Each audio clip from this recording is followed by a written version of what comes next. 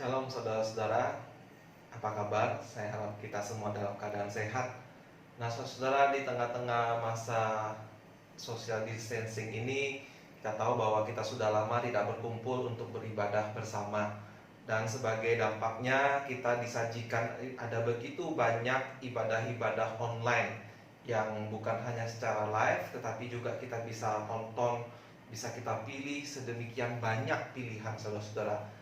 Nah, pada hari ini saya ingin membagikan bagaimana supaya kita bisa memilih kira-kira seperti apakah renungan atau khotbah yang baik, yang kira-kira Tuhan juga akan senang mendengarnya.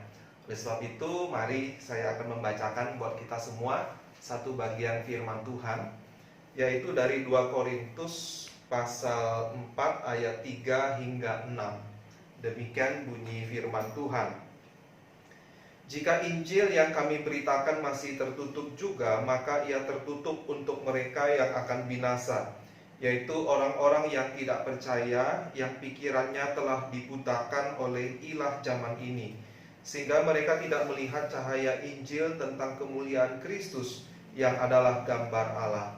Sebab bukan diri kami yang kami beritakan, tetapi Yesus Kristus sebagai Tuhan, dan diri kami sebagai hamba-Mu karena kehendak Yesus. Sebab Allah yang telah berfirman, dari gelap akan terbit terang, Ia juga yang membuat terangnya bercahaya di dalam hati kita, supaya kita beroleh terang dari pengetahuan tentang kemuliaan Allah yang nampak pada wajah Kristus. Amin. Sebelum saya menjelaskan ayat ini, mari kita terlebih dahulu berdoa. Terima kasih Tuhan karena Engkau menyapa kami dengan kebenaran firman Tuhan. Oleh sebab itu, bukakanlah hati pikiran kami memahami firman-Mu dan boleh melihat kebenaran di dalamnya. Di dalam nama Tuhan Yesus kami berdoa. Amin. Jadi saudara-saudara, di sini para rasul membela diri mereka bahwa mereka menyampaikan Injil bukan dengan perilaku-perilaku yang licik atau dengan cara-cara yang manipulatif.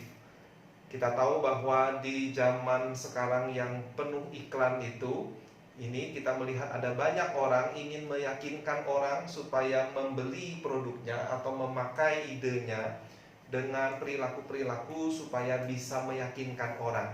Nah, tetapi para rasul tidak mau melakukan hal seperti itu. Di ayat 2b mereka berkata, kami menyatakan kebenaran, dan dengan demikian kami menyerahkan diri kami untuk dipertimbangkan oleh semua orang di hadapan Allah. Jadi salah satu kategori apakah sebuah pemberitaan firman Tuhan itu baik tidak bisa lepas dari kehidupan dari si pemberita. Apakah mereka berlaku licik dengan manipulatif atau tidak? Nah, saudara-saudara, di sini dikatakan para rasul beri kesempatan untuk mempertimbangkan. Artinya saudara-saudara, bahwa untuk mencapai iman yang benar, iman yang sehat, iman yang menyelamatkan, maka memang mau tidak mau kita harus memahami kebenaran. Artinya kita harus bisa membedakan apa yang benar dengan apa yang salah, apa yang konsisten, apa yang valid dengan yang tidak konsisten atau tidak valid. Nah, para rasul menyampaikan kebenaran firman Allah.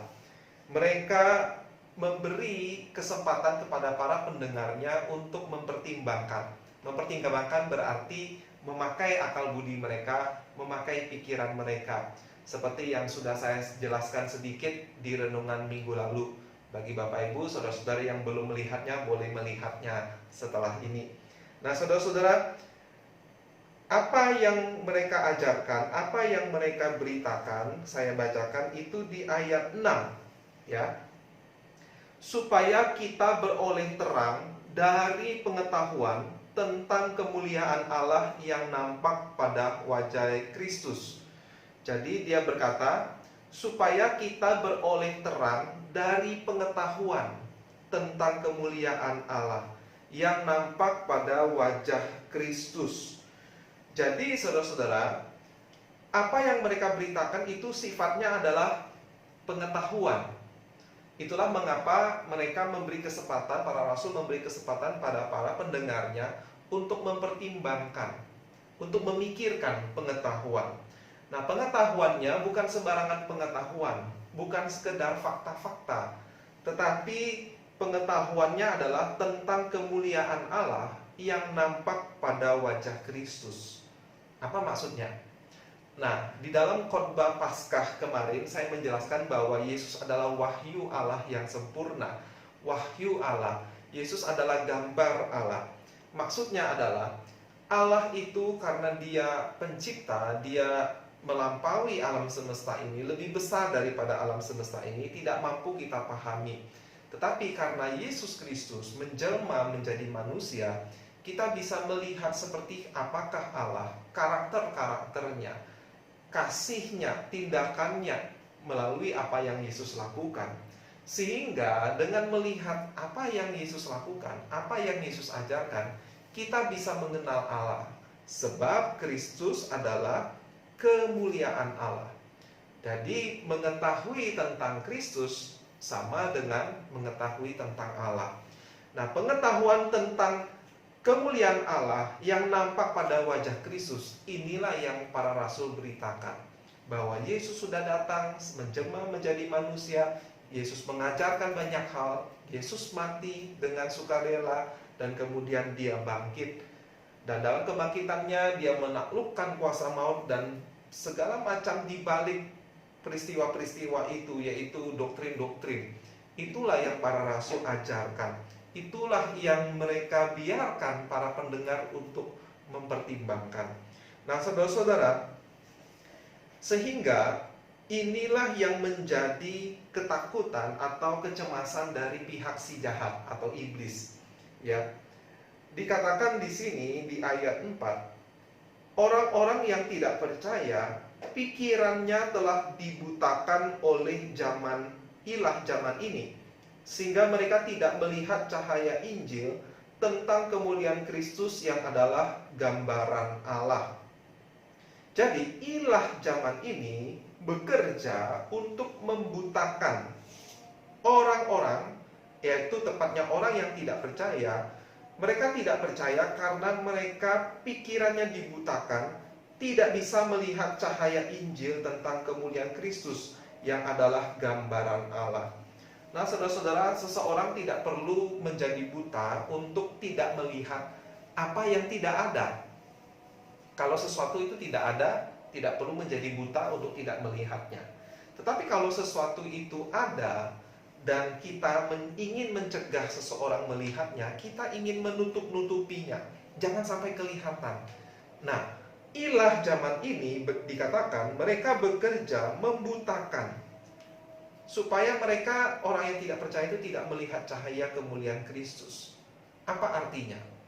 Kemuliaan Kristus yang indah itu dibikin berbagai saingannya, sehingga orang-orang lebih memilih yang lain itu daripada Kristus. Nah, inilah cara kerja iblis, cara kerja setan. Itulah sebabnya Bapak Ibu Saudara sekalian, bahwa dosa itu paling berbahaya yaitu lewat kenikmatan, lewat kemuliaan, lewat keindahan. Bukan dengan sesuatu yang selalu menakutkan, bukan dengan sesuatu yang membuat hati kita gemetar, tetapi justru dengan hal-hal yang indah, sehingga membutakan mata rohani untuk melihat keindahan dari Kristus. Nah, jadi saudara-saudara, pemberita Injil yang baik adalah mereka yang selalu ingin menyatakan siapakah Yesus yang sebenarnya. Kemuliaan Kristus itulah yang diberitakan. Nah, tetapi saudara-saudara, ada bahaya di sini. Seperti yang saya jelaskan minggu lalu, ada orang-orang Kristen yang begitu menekankan pengetahuan, intelek, seolah-olah semakin pintar seseorang maka imannya semakin teguh. Tidak seperti itu, saudara-saudara. Sebab ada perbedaan antara tahu fakta-fakta dengan iman yang menyelamatkan. Tahu fakta-fakta saja tidak membuat seseorang diselamatkan. Ya, apa yang membedakan? Memang saudara-saudara, iman yang menyelamatkan tidak bisa dilepaskan dari fakta-fakta yang benar tentang Yesus, fakta-fakta yang akurat tentang Yesus. Tidak kurang, tetapi harus lebih dari sekedar itu. Apa? Di mana letak perbedaannya? Saya bacakan satu bagian firman Tuhan yang lain dari Filipi 3 ayat 8. Saya bacakan Filipi 3 ayat yang ke-8. Di situ Paulus berkata, malahan segala sesuatu kuanggap rugi karena pengenalan akan Kristus Yesus Tuhanku lebih mulia daripada semuanya. Oleh karena dialah aku telah melepaskan semuanya itu dan menganggapnya sampah, supaya aku memperoleh Kristus. Jadi saudara-saudara, yang membedakan adalah soal apa yang disukai, apa yang menjadi kegemaran hati. Bukan sekedar tahu tentang Yesus, tetapi menyukai, menggemari, mengasihi Yesus lebih daripada segala sesuatu. Paulus menganggap segala sesuatu itu sampah bila dibandingkan dengan Yesus, karena dia mengenal siapakah Yesus. Dia tahu fakta-fakta tentang Yesus dan dia mengasihinya.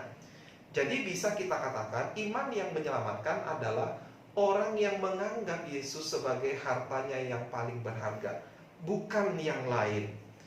Sebab hari ini kita bisa menemukan ada begitu banyak orang Kristen yang begitu mengasihi Yesus, tetapi bukan karena siapakah Yesus itu, yaitu kemuliaannya, tetapi karena apa yang bisa Yesus berikan. Ya, sehingga mereka memberitakan bahwa mengikut Yesus Anda bisa sehat, apalagi kalau masuk surga. Jadi mereka menyukai kesehatan, bukan Yesus. Mereka menyukai kekayaan, surga, bukan Yesus. Mereka menyukai diampuni dosa karena mereka suka bebas dari rasa bersalah. Mereka ingin beban rasa bersalah itu hilang, sehingga mereka datang kepada Yesus. Sehingga mereka menyukai rasa bebas dari rasa salah itu, bukan Yesus. Nah, saudara-saudara, hari ini kita akan melihat ada banyak pemberita-pemberita firman yang mengajarkan tentang apa yang Yesus berikan, bukan tentang kemuliaan Yesus. Ada begitu banyak orang berbondong-bondong mendengarkan, mengikuti, menyukai ajaran-ajaran seperti ini, sehingga mereka nampak seperti orang-orang yang percaya kepada Yesus, tetapi sebetulnya di dalam hati yang terdalam, bukan Yesus menjadi harta mereka yang paling berharga, melainkan apa yang dapat Yesus berikan. Nah, saudara-saudara, kita harus berhati-hati. Iman yang sejati, iman yang menyelamatkan adalah yang mengenal siapa Yesus, melihat kemuliaannya, kemuliaan Allah di dalam diri Yesus, sehingga mengasihi Yesus lebih daripada segala sesuatu. Itulah iman yang menyelamatkan.